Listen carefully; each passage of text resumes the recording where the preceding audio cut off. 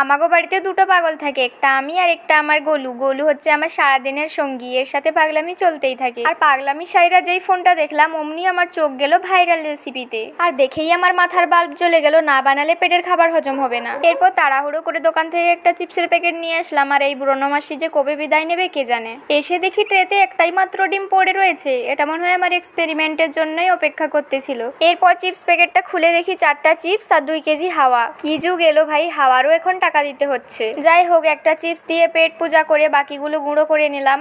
এরপর উৎপাত করার জন্য রান্নাঘরে চলে এলাম। আর আমি পেঁয়াজ রে কাটি না পেঁয়াজ আমারে কাটে কে জানে, চোখ দিয়ে তো বন্যা আমারই বয়ে। এবার তো টমেটোর পালা, আর দুজনকে তো বইন লাগছে, এই যে দুজনের লাল জামা। আর সব শেষে লঙ্কার পালা, করণকে দেবো নাকি অর্জুনকে দেবো বুঝতেই পারছিলাম না, তাই করণ অর্জুন দুজনকেই দিয়ে দিলাম। এবার দেখুন করণ অর্জুন কেমনে ফিরে আসে। এখন আমার সব কাটাকুটি কমপ্লিট, আর চিপসের প্যাকেটের ভিতর ডিমটা ভাঙ্গা দিয়ে দিলাম, সাথে কেটে রাখা সব জিনিসগুলো দিয়ে একটুখানি লবণও দিয়ে দিলাম। এবার প্যাকেটটাকে আলতো করে মুড়ে একটা ক্লিপ দিয়ে দিলাম যাতে বের না হয়। এবার একটা কড়াইতে গরম জল করে চিপসের প্যাকেটটা ওখানে দিয়ে দিলাম, ব্যাস এবার এটা সিদ্ধ হবে। ও মা, এটা তো আধা ঘন্টা বলেছিল, কিন্তু 30 মিনিট হয়ে গেছে, আমার আর ধৈর্য কুলাচ্ছে না। আমাগো অবস্থা এখন আশায় মরে চাষা। শেষমেশ 100 যুগ পরে এটা হলো, আর আমার আনন্দটা দেখো। হুজুকের বসে তো করে ফেললাম, কিন্তু আমার দ্বারা আর গেলা হলো না, কি বিচ্ছিরি গন্ধ। এ তো উড়োখই গোবিন্দায় নাম হয়ে গেল, কান নাক মুলে হলাম, আর কোনোদিন এই আকাশগুলা করবো না।